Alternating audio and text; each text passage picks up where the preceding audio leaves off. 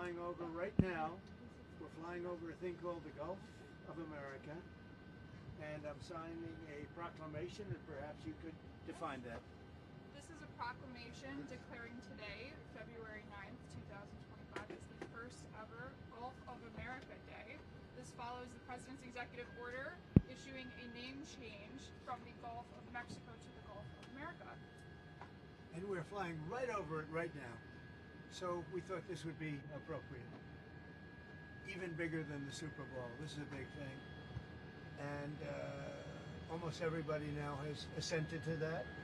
Attention on board. Ladies and gentlemen, if you could please direct your attention out the right side of the aircraft. Airforce One is currently in international waters, for the first time in history, flying over the recently renamed Gulf of America. Please enjoy the flight, and we are now about to head westbound to Super Bowl 59. Wow, he did that well. That's a good job. He did, isn't that nice? You know, we're about make America great again, right? That's what we care about. Okay, here we go.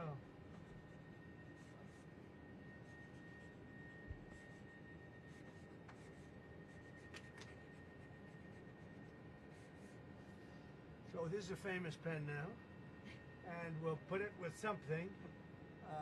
I'll ask you to do whatever you think we should do with it, Mr.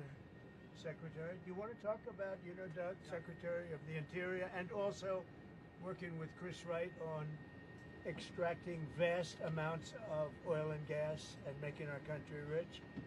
Would you like to say something? Well, with the Gulf of America, this is a historic day. We want to thank President Trump. His executive order is what set this in motion. We signed a secretarial order as Secretary of Interior directing the U.S. Geologic Survey, who is responsible for the database, which is the Geographic Names Informational System. And so just prior to this signing, if you will, the button was pushed. It became official with this proclamation to call today Gulf of America Day. But now it's going out. As we're sitting here right now, our team is calling all the map providers, so Google Maps, Apple Maps, all the map people. That change will take effect this afternoon to Gulf of America. So again, fantastic. Thank you, President Trump, for setting this all in motion with your executive order. It's an exciting, fun day, and great to do this as we're flying over the Gulf of America. We thought it would be very appropriate. Kathy, thank you very much for being here. So It's been a very important part of his life. And who knows what would have happened to him without you. It might not have been good. Here you go. Okay. Have you talked to Mexico about this? Actually, interestingly, I've never spoken to him about it. It was our call, and I have not spoken to him about it. I've spoken to him about many other things, but I haven't really talked to him about this. They have never brought it up. I'm a little surprised at that, but they've never brought it up. Sir, can you tell us about your conversation with Vladimir Putin? I don't want to do that now. We're trying to end that war. It's a war that would have never happened if I were president. It would have never happened. But we're making progress, but I can't tell you. You suffered a couple of court losses, Mr. President, and J.D. Vance said judges aren't allowed to control the executive power. What's your take on that? Well, we're going to see what happens. We have a long way to go, and we're talking about fraud, waste, abuse. And when a president can't look for fraud and waste and abuse, we don't have a country anymore. So we're very disappointed with the judges that would make such a ruling. But we have a long way to go. We have to look. We have to find all of the fraud that's going on. We have tremendous fraud, tremendous waste, and tremendous abuse, and theft, by the way. And the day you're not allowed to look for theft and fraud, etc., then we don't have much of a country. So no judge should be, frankly be allowed to make that kind of a decision. It's a disgrace. Mr. President, a few years ago, Gulf of America, Canada, Greenland, Gaza, all these are very muscular foreign policy. How does this align with America first? Because it makes us bigger, stronger, and better, and more protective. We need Greenland because of national security, international security, world peace. And we'll have to do that. Canada, we'll see what happens with Canada, but the people of Canada would be paying less than half of the tax. If you look at the tax, they're going to be paying less than half the tax. You know, they don't pay very much for military, and the reason they don't pay much is they assume that we're going to protect them. That's not an assumption they can make, because why are we protecting another country? Now, I love the people of Canada. We have a great relationship. But if they became our 51st state, it would be the greatest thing they could ever do. It would be unbelievable. It would be a cherished state. And think of how beautiful that country would be without that artificial line running right through it. Somebody drew it many years ago with a ruler, just a line. You look at how beautiful that is, wow, it would be very exciting. But if you look at Canada, it would be cherished as a 51st state. They don't pay their share of military in NATO. They pay very little for military. They're not protected at all. And the reason is they think we're going to protect them. The other thing is we subsidize them to the tune of about $200 billion a year. If we stop doing that, if we stop allowing them to make cars through tariffs and other things, cars, trucks, etc., what they make, they're not viable as a country. So would you agree that it's a more aggressive foreign policy than your first term? And why is that? It's more aggressive. It's better. Why? Because I think I've had a lot of experience. And in my first term, I was fighting everybody because they were very aggressive toward me. I always said survival and taking care of the country, not necessarily in that order. But I had to take care of the country, but I had a bunch of lunatics like Pelosi and all of these people. They fought me, and we won. And, you know, I had a lot of other things that were going on there. This time it's much more, they've lost their confidence. I think they've lost the respect of the American people with, you know, men participating in women's sports, with open borders, with transgender for everybody, for all the things that they're doing is so bad. When you allow people to empty their jails into your country with prisoners, killers, their mental institutions and insane asylums into our country, this is what they're doing. When you allow gang members from Venezuela, but many other countries coming into our country, we're getting them all out now. They've lost their credibility, but they've also lost their confidence. So I have more time to do what I want to do. So we're making our country larger. We're making our country stronger. And in the case of Canada, if this should happen, I don't know how they can do it without us, because without the U.S., Canada really doesn't have a country. They do almost all of their business with us. And if we say we want our cars to be made in Detroit, with the stroke of a pen, I can do that. And other things in addition to that would not allow Canada to be a viable country. You said you're going to honor first responders today, but you pardoned hundreds of people who assaulted first responders. Why did you do that? Who? I'm sorry? You were going to meet with first responders today, Yeah. but you pardoned people who assaulted first responders. No, I pardon people that were assaulted themselves. They were assaulted by our government. I pardoned J6 people who were assaulted by our government. That's who assaulted. And they were treated unfairly. There's never been a group of people in this country, outside of maybe one instance that I can think of, but I won't get into it, that were treated more horribly than the people of J6. So, no, I didn't assault. They didn't assault. They were assaulted. And what I did was a great thing for humanity. They were treated very, very unfairly. There's never been an incident like it. Two foreign policy questions. On Putin again, you realize if you don't clarify that, everyone's going to assume you're talking to President Putin regularly? Well, they can assume that. So is It makes sense. Well, I don't want to talk about it. And if we are talking, I don't want to tell you about the conversation. It's too early. But I do believe we're making progress. We want to stop the Ukraine-Russia war. And I want to stop it just because I hate to see all these young people being killed.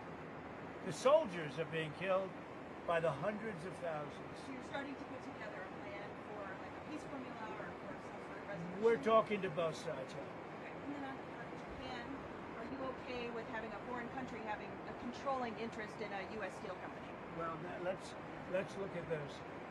When I came here, they were going to buy it, and Biden was going to approve it. All of a sudden, Biden didn't because he heard I wasn't going to. I don't want U.S. steel being owned by a foreign country. Controlling interest is okay? They can have they don't have a controlling. They have an investment. All they're going to have is an investment. Will it be a joint I don't mind an investment in a company, but especially U.S. Steel. U.S. Steel for 15 years was the greatest company in the world, the greatest #1 company in the world, and I'm not going to let another country buy it. We had a great meeting on that, but they are allowed to invest in it, and that's different. Mr. President, on tariffs, sir, you talked about reciprocal tariffs coming in this week. Can you tell us a little bit more about that? And are you announcing a plan for it this week? Yeah, I'll be announcing. Themselves kick in this week? I'll be announcing probably Tuesday or Wednesday at a news conference reciprocal tariffs, and very simply, it's if they charge us, we charge them. That's all. When does it go into effect, sir? Almost immediately, but I'll be announcing the details of it, highly detailed, and it'll be great for everybody, including the other countries. But if they are charging us 130% and we're charging them nothing, it's not going to stay that way. This is on every country? Every country will be reciprocal. That's right. Every. Mr. President, can you confirm that Won't affect everybody because there's some where we have similar tariffs. But the ones that are taking advantage of the United States, we're going to have it's reciprocity, it's reciprocal. We're going to have a reciprocal tariff. But we'll have a news conference Tuesday or Wednesday. And just on the steel question, just so I understand We'll also be correctly, announcing steel tariffs on Monday. on this tomorrow, Monday, yeah, tomorrow. what countries will those go on? Everybody, steel. Including Canada, Mexico, Yeah, not exempt? any steel coming into the United States is going to have a 25% tariff. What about aluminum, sir? Aluminum too. 10%? Or so it's 10, no, 25%. 25 for aluminum? 25 for both. For both. And on steel, sir, are you ruling out then Nippon Steel having a 51% stake or higher? They won't have a majority stake? Nobody can have a majority stake for U.S. Steel. They can for other companies, but not for U.S. Steel. I think you agree with that, Doug, right? U.S. Steel was one of our great companies, and through a lot of stupidity and bad government and also bad management of the company, it lost that luster. But it's going to gain it back, and tariffs are going to help. Tariffs are going to make it very successful again. And I think it is good management now, too. Yeah. President, may I ask one, please? Can you tell me, can you confirm that you'll be meeting with MBS and CC of Egypt soon? Will that be at the White House? Or Well, I'll be meeting with all of them numerous times, by the way, but I'll be meeting with all of them. And yeah, I think that it's a big mistake to allow people, the Palestinians or the people living in Gaza, to go back yet another time. And we don't want Hamas going back. And think of it as a big real estate site. And the United States is going to own it and will slowly, very slowly, we're in no rush, develop it. We're going to bring stability to the Middle East in a totally war-torn part of the Middle East. A part of the Middle East that has caused tremendous problem, the Gaza Strip. And we'll own it. It's totally demolished right now. It's a demolition site. It'll be reclaimed. It'll be leveled out, fixed up. There won't be anybody there. Hamas won't be there. We'll be building through other of the very rich countries in the Middle East. They'll be building some beautiful sites for the people, for the Palestinians to live in. They'll be living in harmony and peace probably for the first time in hundreds of years. And just to clarify, I know you don't want to tell us about your conversation with President Putin, but can you clarify whether you had that since you've been in office, or whether it happened before you became president? I've had it. Let's just say I've had it. As And I expect to have many more conversations. We have to get that war ended. It's going to end, and we have to get it ended. And we have to get it ended. So should have never happened, would have never happened if I was president. Mr. President, a couple of years ago, your vice president suggested that if the Supreme Court rules in a way you don't like, just let them enforce it. Do you agree with that? Say it, the last part. The vice president suggested that if the Supreme Court rules in a way that you don't like, they can just enforce it by themselves. Do you agree with that? I don't know even what you're talking about. Neither do you. Who are you with? Up close, sir. Who? Up close. Oh, no wonder. I thought they died. Are they still around? I haven't read them in years. I thought they died. All right, go ahead. Who else? On security clearances, you've been yanking a lot of them. Why does it make the country safer to take away the AG's security clearance? And is that a form of retribution? If there's somebody, no. If there are people that we don't respect, if there are people that we thought that were breaking the law or came very close to it in previous years, we do it. And we've done it with some people. We've done it with Biden himself, we think our country is not as safe if you gave him clearance. We don't think he knows what he's doing. And what he's done to this country is a disgrace. And what he's done in terms of allowing criminals, murderers, drug lords into our country, people from mental institutions into our country, he should be ashamed of himself. On deportations, there's been some reporting that you've been upset that there haven't been more deportations. Can you clarify that? I think they're doing an incredible job. It's very tough. Deportations, finding murderers is not easy. Some of them are actually very smart. They shouldn't be in our country. There wouldn't have been. We had beautiful, we just set records for closure.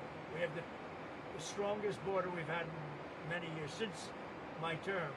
But even for many, many years, decades before that. They're doing an amazing job, I think. Tom Homan's doing an amazing job. Kristi Noem is doing an amazing job. But it's not easy finding murderers who know they're being looked for. But we're sending out thousands of people. We're getting rid of thousands of criminals from our country. Do you expect to meet him in person anytime? Where? Putin. Do you anticipate meeting with him? I would imagine I would be meeting with Putin, yes, at the right time. I think at the right time, at the appropriate time. Gaza. The White House press secretary told us last week that you're committed to rebuilding Gaza. Steve Witkoff said that process would take 10 to 15 years. Does your commitment to rebuilding Gaza extend beyond your time in office? I'm committed to buying and owning Gaza. As far as us rebuilding it, we may give it to other states in the Middle East to build sections of it. Other people may do it through our auspices. But we're committed to owning it, taking it, and making sure that Hamas doesn't move back. There's nothing to move back into. The place is a demolition site. It'll be, the remainder will be demolished. Everything's demolished. I mean, you can't live in those buildings right now. They're very unsafe. But we'll make it into a very good site for future development by somebody. We'll let other countries develop parts of it. It'll be beautiful. People can come from all over the world and live there. But we're going to take care of the Palestinians. We're going to make sure they live beautifully and in harmony and in peace, and that they're not murdered. This has been the most dangerous site anywhere in the world to live in. Hamas has been a disaster. And by the way, I have to tell you that I watched the hostages come back today, and they look like Holocaust survivors. They were in horrible condition. They were emaciated. It looked like many years ago, the Holocaust survivors. And I don't know how much longer we can take that. When I watch that, I know we have a deal where we're supposed to they dribble in and keep dribbling in, but they are in really bad shape. They have been treated brutally, horribly. Even the ones that came out earlier, they were in a little bit better shape, but mentally they were treated so badly. Who could take that? At some point, we're going to lose our patience.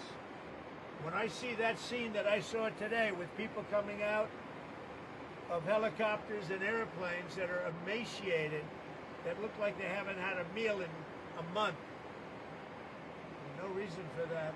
And I don't know how much longer we can take it. Do you think you want to recast? I don't know how long we can take it.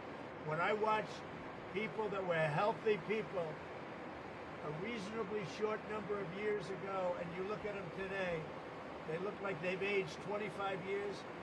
They literally look like the old pictures of Holocaust survivors. The same thing. I mean, the same thing. And I don't know how long we're going to take that. Have you gotten some advancement in your proposals for some of the Gulf or Arab nations to take some of the Palestinian people? And if not, what do you think the reason is for their hesitance? Is there some very honest reason that they haven't told you privately, or that you think why they're hesitant to take the Palestinian people? Why are they hesitant to take them? Because they never spoke to me. They spoke to other people. They didn't speak to me. When they speak to me, they're going to take them. Is it because they think that you would not allow them to return to Gaza? Is that part of it? They don't want to return to Gaza. If we could give them a home in a safer area. The only reason they're talking about returning to Gaza is they don't have an alternative. When they have an alternative, they don't want to return to Gaza. If they had a home that was safe, where you don't have Hamas threatening them, killing them, torturing them, they'd rather not return to Gaza. But right now, Gaza is the only alternative. As far as the other regions, the only reason they maybe don't act enthusiastic is they haven't talked to me. They talk to other people, but not to me. When they talk to me, they'll be enthusiastic. And on spending, you found some maybe questionable expenditures, or Elon Musk has Not found some them? questionable. The whole country looks like it's a fraud. It's fraud, waste, abuse, but it's a tremendous fraud. And what Elon and his group of geniuses have found is unbelievable. It's unbelievable. And that's just in U.S.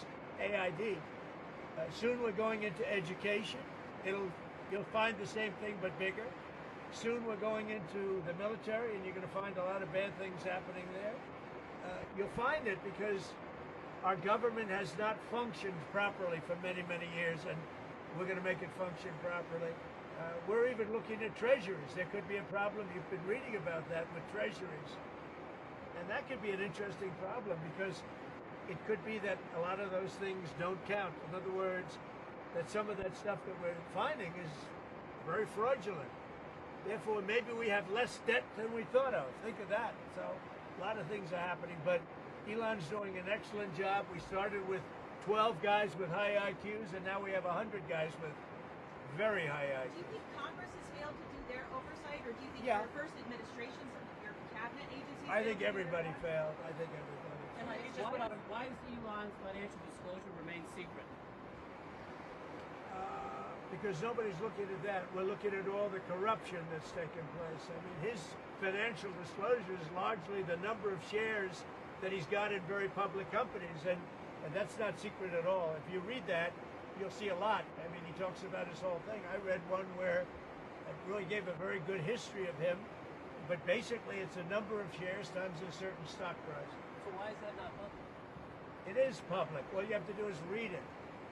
So on USAID, sir, what is kind of like the message to countries that depend on humanitarian aid distributed through USAID? What is your message to those countries? The ones that have been, the few that have been legitimate in terms of getting legitimate money, will probably put it through the State Department. It'll be handled by Marco Rubio, highly respected man, Secretary of State. There's no reason for USAID, when you look at the politicians that have been in there sucking the blood out of it, when you look at all of the fake deals, I mean, look, all you have to do is get a list of all of the things you can see by the heading. It's fake, it's fraudulent, it's probably kickbacks, where they send the money and then it gets kicked back to the person that sent it. So the ones that are good, and there are not many of them, but the ones that are good, and there are some, will probably have that be handled by Marco Rubio in the State Department. Will they take on some of the USAID workers? They could, if they like. Mr. President, another Will it still be called USAID, Mr. President, or will it not? I don't know that it's going to exist. Why would you need it? The State Department can take care of Do it. you think the amount of spending on foreign aid will decrease also, or just the number of employees? It should decrease, yeah. I hope it decreases. Yeah, by how much? When By we half, have $36 trillion in debt, and we're taking care of countries that are very rich and sending aid to countries in some cases that are rich, in some cases they're not rich. But no, it should very much decrease. Mr. President, another cut. But it won't be the scams that you've seen. Another cut that NIH put out a memo on Friday night. It's going to cut $4 billion from the percentage that they pay to universities and public colleges in all those states, not foreign countries. $4 billion. Is that okay to take off the top? Sure. It could be okay. I mean, you have to look at the universities. Some are legit. You could also say, why are we giving money to Harvard when it's got a $50 billion endowment? $50 billion. And yet they don't use that endowment to help their students. This is for research like biomedical research and Well, whatnot. that's fine. Look, we want to take care of research. We want to do a lot of things. But when you look at the USAID and you look at all the things and all the scams that was with, I don't have to go through it now, but I'll get you a little list, and you'll see one after another. There were very few legitimate. It was the opposite. Usually you find something wrong, like 1 out of 100, but this is the opposite. Here, almost everything was wrong. You find very few that were good, but there were some that were good. That'll be handled by the State Department, I assume. That's not final yet, but I think the best would be Marco Rubio at the State Department. One or two more. You're going too much on launch services. Is the Pentagon spending too much on launch services to space? I think space is going to be a very important element. You know, I'm the one that came up with Space Force. I'm very proud of it. Biden tried to get out of it, and he was really rebuked by the military. I think space is going to be one of the most important things we do. It's going to be all about space, especially defense. So space is very important. You're going. Would you accept Palestinian refugees into the United States since you're looking to other countries? I'd have to look. I think it's a very far distance for them to travel, but I'd have to look at individual cases. But I do think that coming into the United States, we're taking a lot of people, but coming into the United States, it's a long way for them to travel. They're far away from their families and their friends and everything else. I think they'd be very happy staying in the general area with in a place that was safe, where they could be safe and lead a good life. They don't want to go back to Gaza. As I said, I've said it a lot. They only go back because they have no alternative. They don't want to go back to Gaza. So we'll see. We hope that we'll be helped by Egypt. We hope that we'll be helped by Jordan. We hope that we'll be helped by other countries. We hope that some of the, like Saudi Arabia and others, can spend some money on it. They have tremendous amounts of money. They'll spend some money on making people comfortable and safe. One question about the Super Bowl. You're going to the game. One of the big things that you've done so far in office is cracking down on DEI. I saw that the NFL commissioner said, I think this week, that they're happy with their diversity program. What's your take on that? Would you like to see any changes there? I don't know what the diversity program is. To be honest, I know Roger very well. I'd have to look at what he said he's happy with. He was happy also with the flag and a lot of other things that didn't work out too well. We'll have to see what he was happy with. But right now, that's, you know what the law is. The law is the law, and it changed, and it's been backed up by the U.S. Supreme Court. But we'll see. There are a lot of interesting things going on right now. I'll tell you what, there's a light over the United States. People are happy. They're more confident. The approval ratings for this country have gone through the sky. More than at any time we've had approval ratings that there's never been anything like it. We've never seen 49 points up. 49 points up. And I think there's a light actually long beyond this country, all over the world. I've been called by other leaders. They said, sir, there's a light over our country right now. There's a light over the world. We got rid of a horrible and totally inept administration, an administration where the president wouldn't even go and do a Super Bowl interview. For 4 years, I mean, he didn't do a Super Bowl interview. I did. You'll see it in about 1 or 2 hours. One more on the refs. Do you have an opinion, sir, on whether the referees have been throwing the games to the Chiefs all season? I don't believe that. No, I don't believe that. Why do you want to be chairman of the Kennedy Center Well, I think you're going to have a great game. It's two great teams. I don't know. Who knows who's going to win? You have great players, though. You have really superstars playing on both teams. So I think it's going to be a great game. Why do you want to be chairman of the Kennedy Center Board? Because I want to make sure it runs properly. We don't need woke at the Kennedy Center. We don't need, some of the shows were terrible. They're a disgrace that they were even put on. So I'll be there until such time as it gets to be running right. Have you seen any shows there? How do you know they're I didn't terrible? go. No, I got reports they were so bad I didn't want to. I didn't want to go. There was nothing I wanted to see. Thank you very much, everybody. Yes, Modi, sir, Modi, you're meeting Modi. I'm looking forward to it. He was great. He's a great guy. He's very sad over his mother's passing.